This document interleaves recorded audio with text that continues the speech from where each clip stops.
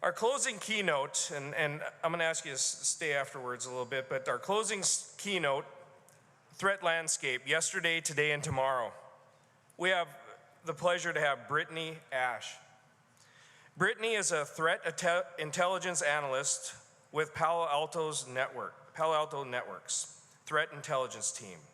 She is responsible for the collection, analysis, and production of intelligence on adversaries targeting organizations around the world. Prior to joining Palo Alto Networks, Brittany led the Emerging Threats team for the Department of Defense Cybercrime Center's analytical group under the Air Force Office of Special Investigations, and has supported the cybersecurity community for 10 years, providing support in many disciplines, including business continuity and IT disaster recovery, network defense architecture engineering, cyber operations planning, user security awareness, and whole of organization security assessments. Brittany is an event organizer for B-Sides Charm in Baltimore, Maryland, and holds a Bachelor of Science degree in Information Systems from the University of Maryland, Baltimore County, UMBC. Please give a round of applause, a really warm one from North Dakota, to Brittany Ash. Thank you.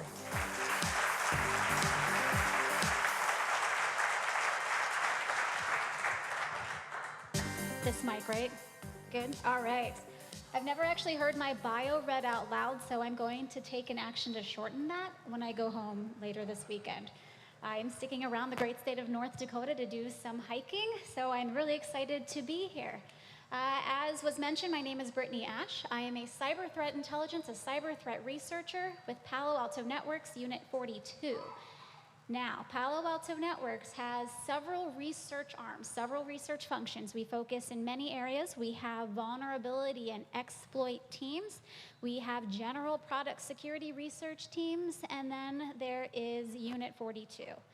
The number 42 in our name comes from the Hitchhiker's Guide to the Galaxy. If you've read that book, seen the movie, I think at one point it was a TV series or maybe a radio series, I'm not exactly sure. It is the ultimate answer to the ultimate question of life, the universe, the everything. Our team was birthed by a science fiction nerd, and so we are Unit 42. Now, I did scan the program for this event before I came on stage today. Maybe we will turn that. All right. I did scan the event program before I came on stage today, just to see what talks were happening over the course of the last 2 days. And a lot of those talks touched on some points that I will make during this presentation, which is great because now this really becomes a closing talk. The purpose of this talk today is to help you understand the why when it comes to your cyber golden circle. If you're not familiar with the concept of the golden circle and the power of why, I encourage all of you to look up leadership expert Simon Sinek. He is wonderful. The power of why is applicable in both personal and professional development, and it is a really great starter area for anybody trying to improve any area of their lives. So, all right, technology, it works. The first point I want to make, I want to start this talk off with a simple question. What is the current state of cyber? I want you to think about that for just a few seconds. And as you're thinking about this, I'm scanning around the room and I'm realizing that I might be at a bit of a funny age, and there might be a few people in the room right now who are not going to get this next reference. I wouldn't say that I'm getting old, but it might be a funny age. So if you do not get this reference, I apologize on what you missed out on as a child, and we'll just kind of go with it and hope that you understand as we go. So the current state of cyber is a lot like Duck Hunt. If you're not familiar with Duck Hunt, it was a state-of-the-art game played during the 1980s and maybe a little bit into the 1990s, played primarily on a CVT television. It's a tube-style television. If you don't know what that is, silently Google it in your seat so the rest of us are comforted in our age of having to experience a CVT-style television. But the current state of cyber is a lot like this. It's basically a clay shooting game, right? You sit and wait for a duck to fly out from wherever it might come on the screen, and then you shoot it down. You have a little happy dog that will go and retrieve the ducks and dance and play some music and laugh. But if you didn't catch any ducks, that dog would still show its face and laugh at you. He became an enemy and a best friend in the first 5 minutes of playing Duck Hunt. So you're probably wondering, what does Duck Hunt have to do with the current state of cyber? This doesn't look anywhere like my networks. But maybe this does. Cyber looks a lot more like this. You're looking at this and you're wondering, what is bad? Is it the blue duck? Is it the black duck? So you're probably screaming in the back of your mind, somebody please go grab a label maker because I have no idea what I'm looking at. I'm a huge fan of label makers, at least I believe label makers save lives, and I would absolutely add a legend onto this screen. All of these ducks have one thing in common. All of these ducks are banking on the fact that you, that person with the joystick, that person with the gun trying to hunt them down, all they're banking on is that it takes some amount of time for you to react. The current state of cyber today is reactive. I keep hearing a little bit of background with that, so I'm going to turn that away. The current state of cyber is reactive. This is exactly how it was 30 years ago when Duck Hunt and CVT were still considered state-of-the-art. Reactive. That has not changed. Why hasn't that changed? As network defenders, which everybody in this room, as a technology user, we are all network defenders. It doesn't matter if that's your title or not. We are all network defenders. As network defenders, we can't go out and visit every single workstation, like the neighborhood watch, when something might go wrong. We can't do that. So what we do is we build solid signatures, and we use tools that can go out and visit every single workstation. We can't act like we can't do that level of cybersecurity, because we can. And that's the exact level that we should be doing. It's the kind of network monitoring that we should be doing. Now, my next point that I want to make is the technology problem is compounded by the people problem. What does this mean? Cybersecurity is a people problem. The users are the weakest link. We are not only technology professionals, we are also technology users, and we are the weakest link.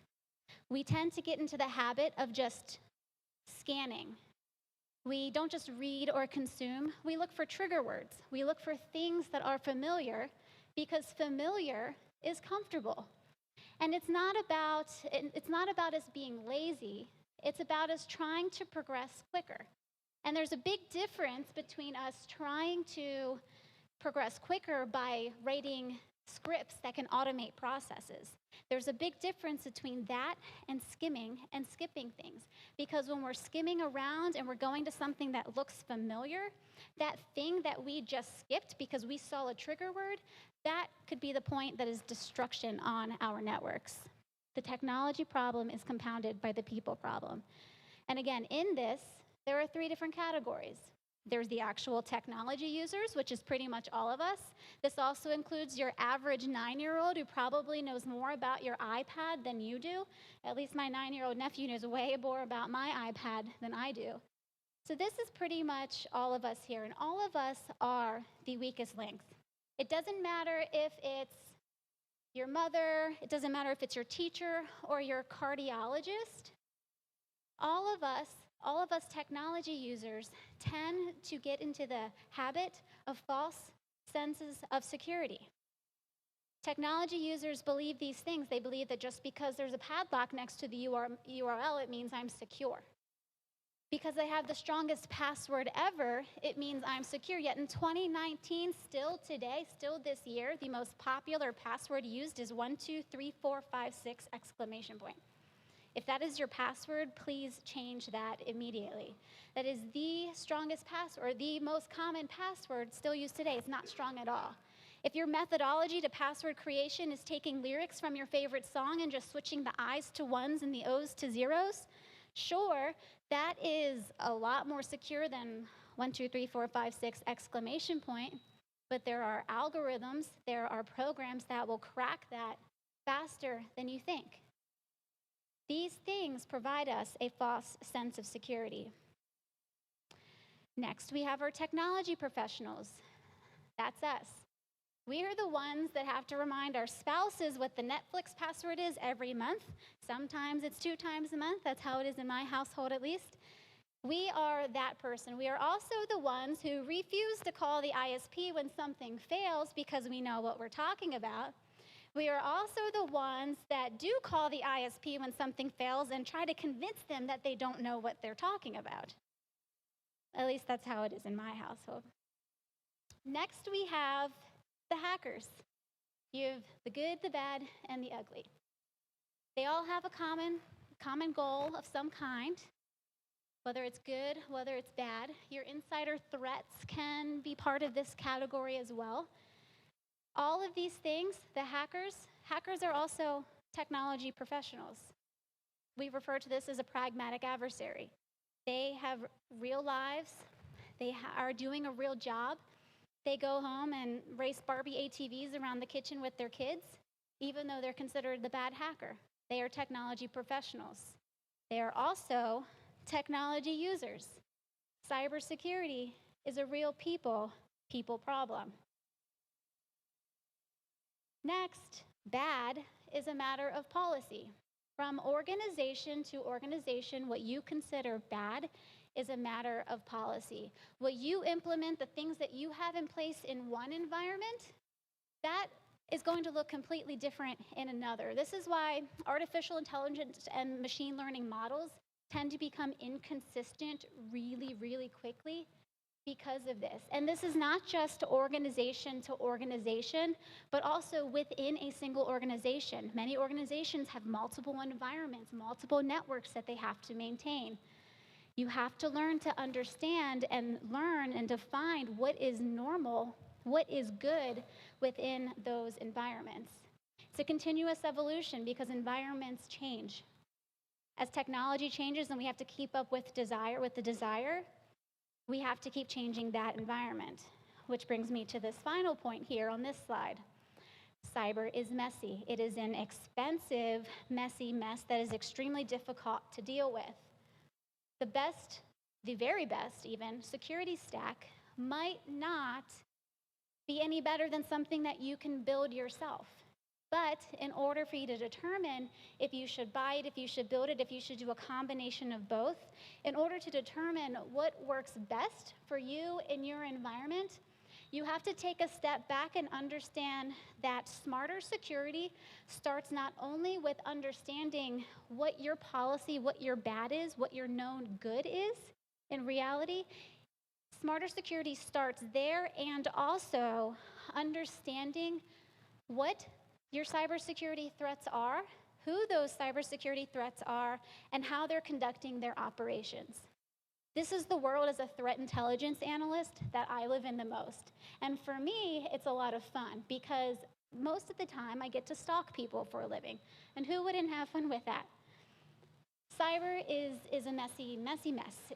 Your network, what it looks like today, it's not what it's going to look like 5 years from now.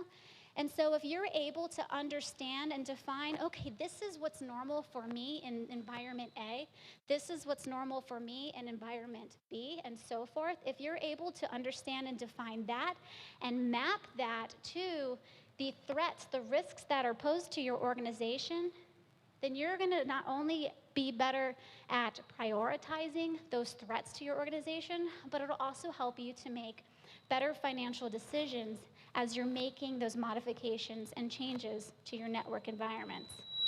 Anybody know what this is? This is a game called Plants vs. Zombies. We need to stop playing Duck Hunt and start playing more Plants vs. Zombies, because what you see on this screen here, that's layered defense. That's a layered defense approach. So take a step outside of that duck blind, stop scanning the horizon, build your layered defenses, and you'll be able to actually sit back and enjoy that morning cup of coffee. So where do I start? First, there's going to be a common theme here. Learn your environment. Understand what that normal is. Understand and learn what tools and capabilities are in place within your environment. You can do something as referred to as a capabilities matrix. Build and define your own capabilities matrix. What that will look like is on one axis, so or horizontal axis, you'll list all of the tools and capabilities that you have in place within your organization. This is both technical and non-technical. If you have a physical security guard, that's a capability that's in place. Information security is more than just technical. Define what tools and capabilities are listed and list them across one axis for your organization. On the other axis, learn what those top avenues of exploitation are. If you're not sure what they are, you can use resources like the OWASP Top 10. It'll give you a great starting point to understand what those avenues of exploitation are, what those risks are to your environment. And you take that and you basically build out a heat map. And you say, okay, here are the tools and capabilities I have in place. Here are my threats. How well are we defending? Take each point and bridge it across. See what capabilities exist. There are many things that you can gain from doing an exercise like this. There are many solutions that you might have in place. It might be an unopened box sitting on a rack in some storage room. Or there might be a capability within something that you've already purchased that's just not turned on. And you can identify that in this type of activity, in this type of exercise. In conjunction with that, learn what your processes are. If you experience a breach and you have no idea how to handle it, it's going to be chaotic. It's going to look like that second duck hunt Giphy. Learn what those processes are. Utilize your internal business continuity and IT disaster recovery teams, because not only can you ensure that that document's going to be maintained and likely updated, but it ensures that cross-organizational, your teams are going to be talking to each other. Your red teams are going to be talking to their blue teams. Your threat hunting teams are going to be talking to those guys as well. When everybody is able to talk and get on the same page, you're actually able to define what your normal looks like and how secure you are. You can even turn that into an as-is type of architecture, and then also bridge it into a to-be architecture. Prioritize from that standpoint. The next thing you need to do is define the adversary. Understand your environment, understand your adversary, understand the threats that are posed to your organization. There are probably 7 to 9 different categories of threats that exist today, and I've listed most of them here. They're mostly bucketed under these categories. This is, again, another area where myself and my team tend to spend time in the most. We divide and conquer over these areas. I'll briefly define these for you. Your broad-based threats, these are the nuisance. Tends to be the noisy parts, the noisiness on a network. It's your malvertising, drive-by downloads, anything that comes up as a potentially unwanted program, a PUP. It's likely going to be under this broad-based threat category. Cybercrime and hacktivism. Most threats nowadays tend to live under the general cybercrime umbrella. And hacktivism as well. Hacktivist groups like Anonymous, they tend to be able to get their point across pretty quickly and pretty effectively. Under cybercrime, this is where your BEC threats, business email compromise, Nigerian prince type of scams tend to fall into this category here. Targeted espionage, nation-state operations, advanced persistent threat. Anybody recognize any of those buzzwords? That's your targeted espionage operations. In most cases, the general intelligence, threat security community tends to bucket things under the big four: China, Russia, Iran, North Korea. But I tell you, any nation on this planet can field an effective cyber operation, and they do. You just most of the time only hear about those big four. Doesn't matter what nation you're from, they all have different motivations. Some are economical, Iran has established a desire to establish dominance in the Middle East. China has stated that they want to be the largest economic power in the world. Russia, financial motivations, political motivations.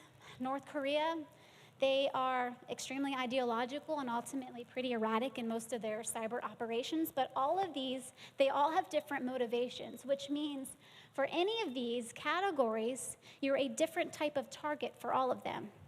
Ransomware and cryptocurrency mining, we tend to see these hand in hand. If ransomware starts to decline, we'll see an uptick in crypto mining currency activity. We see an uptick in cryptocurrency mining and down in ransomware and vice versa. We know that there are similar players in each of those. They both have an extremely high return on investment, and it's extremely easy to get your hands on this type of malware. There's a malware and ransomware as a service market. With ransomware specifically, you don't even have to pay anything for it. They basically give you the ransomware, and you sign an agreement that says, after I get my money, then I'll pay you. They're literally taking a page out of a law firm's business model. Internet of Things. Internet of Things is not new. It's just recently gotten on the radar of some really bad guys, and over the last couple of years, we've seen an uptick. More and more things get stuck on networks every single day. This problem is never going to decrease. Insider threats. Insider threats, they blend in with your environment. If you want to stand out, if you want somebody in your organization to think that you're not an insider threat, show up to work in your pajamas. You will stand out a little bit, and they will probably just ignore you. I'm just kidding, they won't do that at all. Insider threats, though, are a serious concern for many organizations. They're the ones that slither in and slither out, and nobody knows because they're the good employees. Understand the environment, understand the adversary, and better assess and mitigate risk. What you need to do is determine as an organization when you are most vulnerable. Discover your own weak points before the adversary does. I'll give you an example. When I'm hungry, that is the best time to exploit me. I'm extremely vulnerable. Peanut M&Ms, one of my greatest weaknesses. Or in the case of my cat, this is Omar, he's so great. If I put any little object on him, a collar, a sweater, a little hat like you can see in this picture, he almost immediately lays down in defeat, and it is at this point that I trim his nails because I win, and he is in defeat, and he will not do a thing about it. Great military leaders overall, they strategize. They send warriors out, and they scope out the enemy, and they build a plan of attack. They strategize. Competitive sports teams do the same exact thing, whether it's basketball, football, soccer, you name it. They go and they watch the enemy, they look at their opponent, and they strategize. They build out a playbook. Mixed martial artists do this same exact thing. They will watch videos of their opponent, whoever that next fight is, and they will watch and they will observe and they say, okay, there's their weak point. I'm going to become stronger in that to take advantage of it. Here is their strong points. I'm going to learn how to defend against that. That is my goal. They look for combinations, jab, jab, hook. They look for combinations. They, okay, jab, jab, hook, and then they're in the box. They're in my space. They're in a space that's extremely dangerous to me as a mixed martial artist. I'm going to take a step back, and I'm going to learn how to build a defense for that combination. Now, what we can do about this is get everybody involved, and this includes the user. I prefer, personally, this Aristotle triptych way of not only presentation, but also education. And the concept is tell them what you're going to tell them, and then remind them what you told them. This sounds very redundant, and it is, but if that's what needs to happen in order for something to be instilled in someone's mind, you do it. And what this is going to look like is you're going to say, hey Jane, or hey Bob, I am going to show you some things that you can do to recognize what a bad email might look like. Step 1. Step 2, you say, these things are what make this a bad email. And then step 3, you go and say, hey, remember, let's circle back. Remember these things that we talked about that can show you what makes up a bad email? You do this in a cycle, you take a little break, and then you do it again. Because by doing this and educating the users in this manner, they're going to eventually start to pick up on that. Next thing you need to do is determine the methodology that attackers are using. We refer to this as tactics, techniques, and procedures, your TTPs. Now that internet is essentially a part of our day-to-day jobs, old school methods of things like firewalls, Palo Alto Networks, we are a firewall company. Firewalls were first invented in order to keep employees from getting to the internet, not also from keeping the internet from getting to the employees. But now that part of our job is to actually reach the internet, we have to do some education. And us, as the technology professionals, we are the ones that know more. We are the ones that know a little better than the general technology user, and we need to take time to educate. We need to ensure that all ground is covered from that standpoint. So in order to get there, some places to start are with common TTPs. Now, these are some things that your general technology user is going to understand. These things are going to look familiar. These tactics are things that we see on a daily basis. Of course, spear phishing, oldie but a goodie. They're never going to stop spear phishing because it works. There's always somebody that opens an email. The Democratic National Committee compromise, at least one of them, one person out of all the emails that were sent opened an email.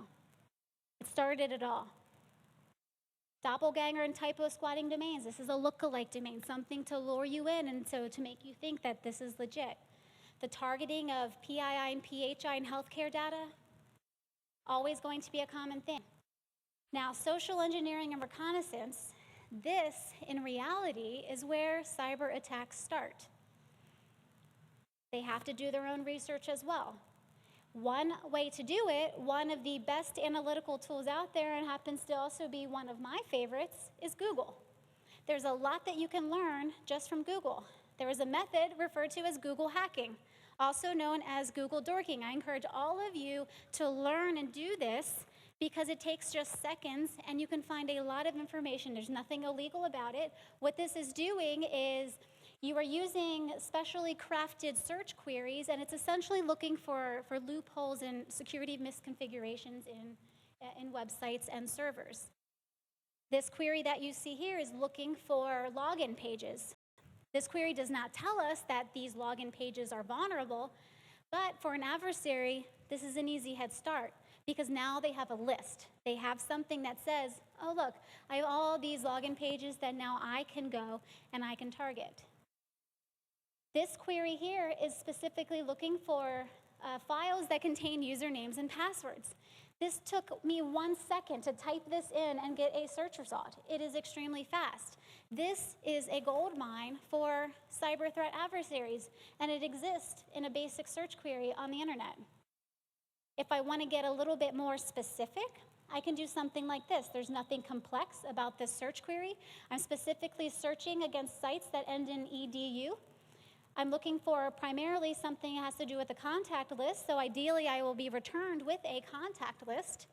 This is also a gold mine for cyber threat adversaries because not only does it have a name, it has listed email addresses, it probably has maybe a phone number, probably has a position or maybe responsibilities. Now I can make relationships. Now I can craft an email. I can craft a message somehow, even using social media. Cyber operators are using social media in multiple ways, up to and including sending you a friend request. And they can mask as somebody that you know or you might have a relationship with because they found this contact list.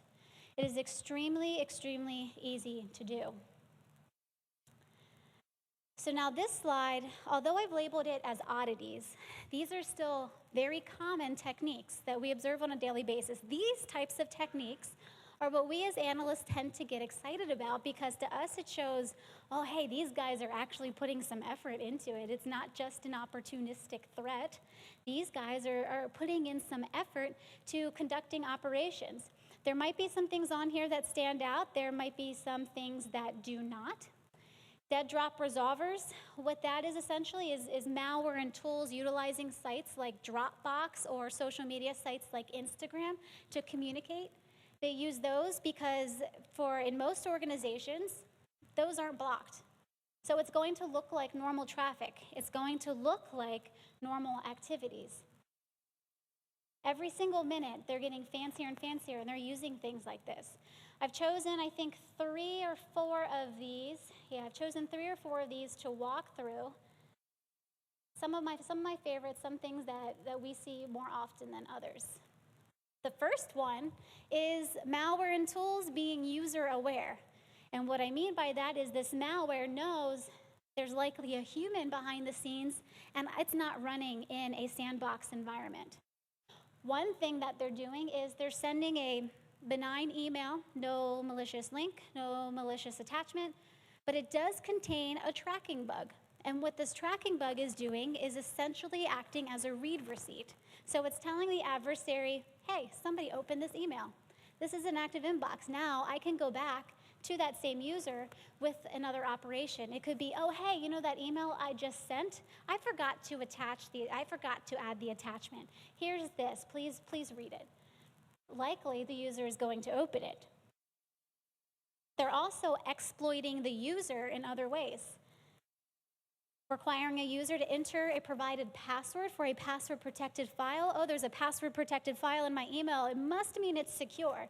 They've included the password. So now I, as the user, have to type that in. I'm exploiting the user.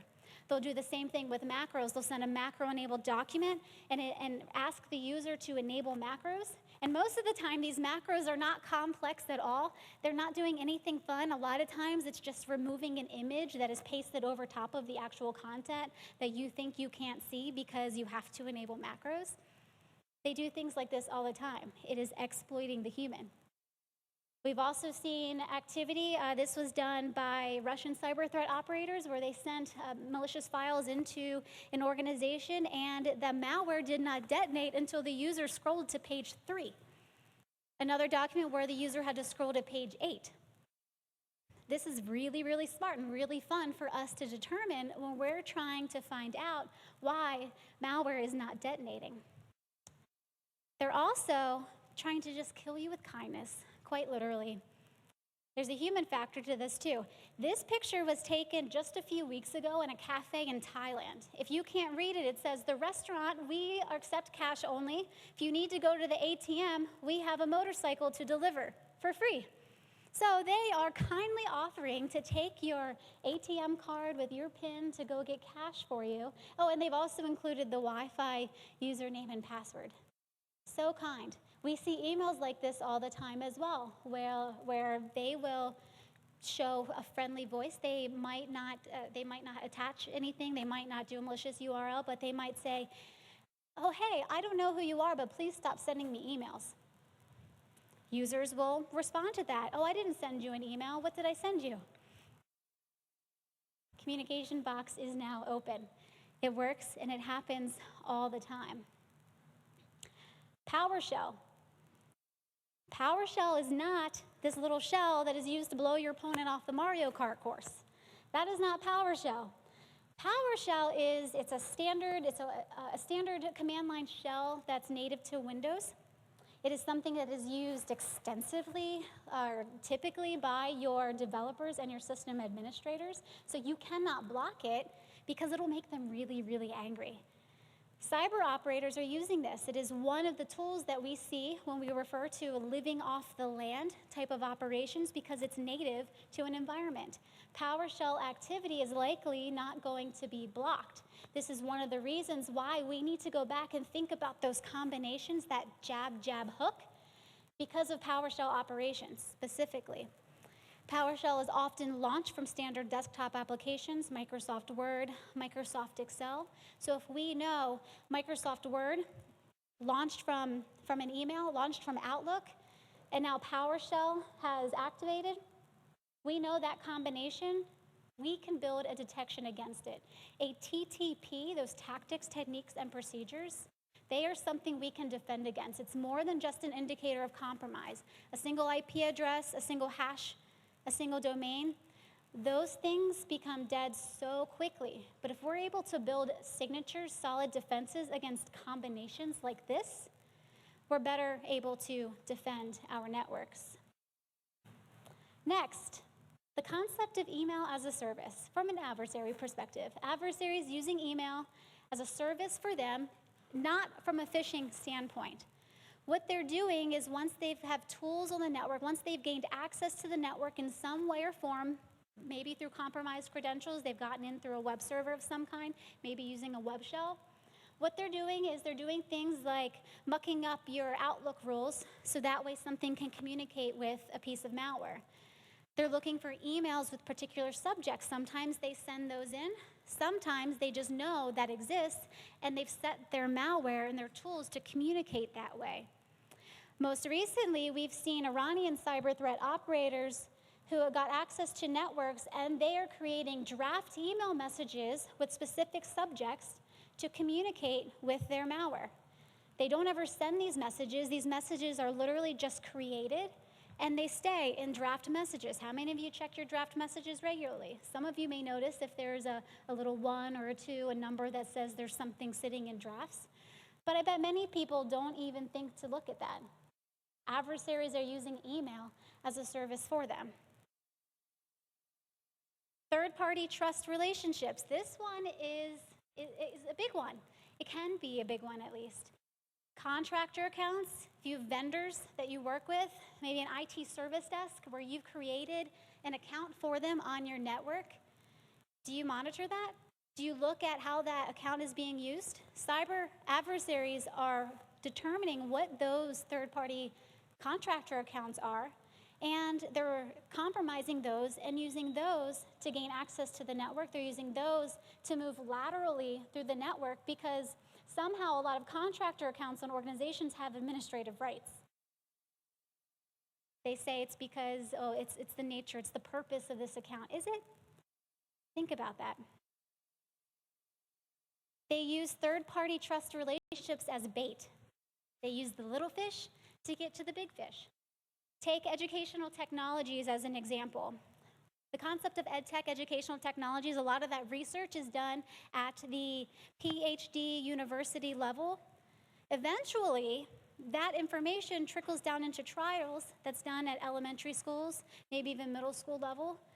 If I'm an adversary and I have an interest in educational technology and that development, and I can't get into that university, I'm going to go after that small fish. I'm going to go after that small fish to get to the big fish. Adversaries do that all the time. So you might not be a target now, but you might be connected to a target. You might have a relationship with a target, whether it's from this conference, whether it's the organization that you work for, whether it's an organization that you volunteer your time with. You might not be a target now, but they will use the little fish to get to the big fish. Now, getting into my final thoughts, being from Baltimore, I couldn't help but include a quote from The Wire. If you've never seen The Wire, it's an old TV series that is all about Baltimore.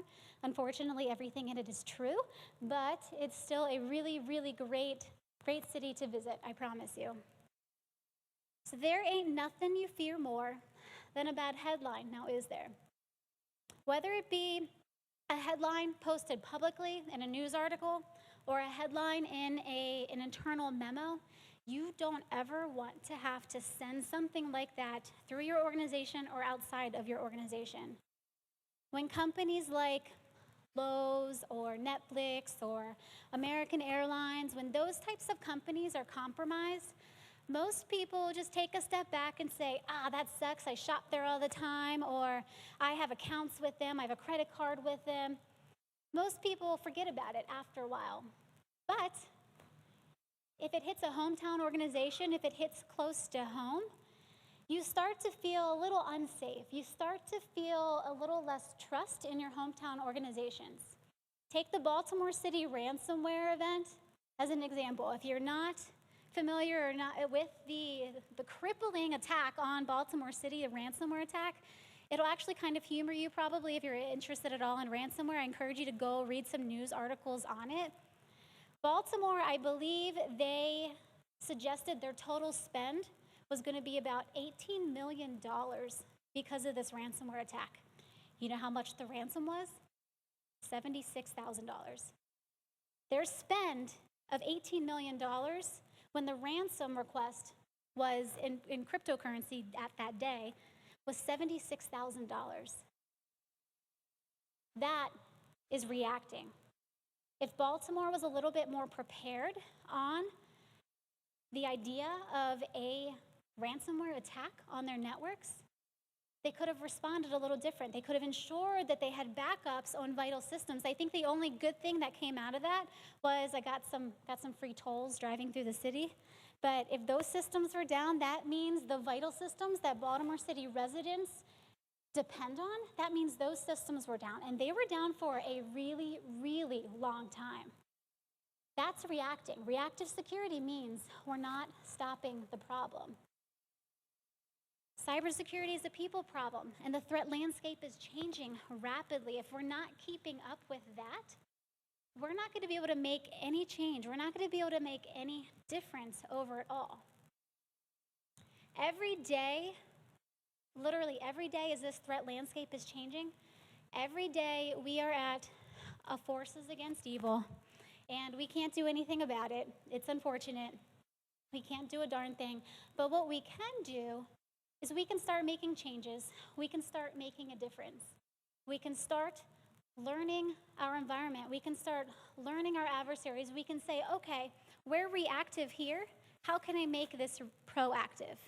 Stop playing duck hunt and move into a more proactive cybersecurity environment. What we do today will make for a better tomorrow. That's exactly what this is. That is all that I've prepared for y'all today.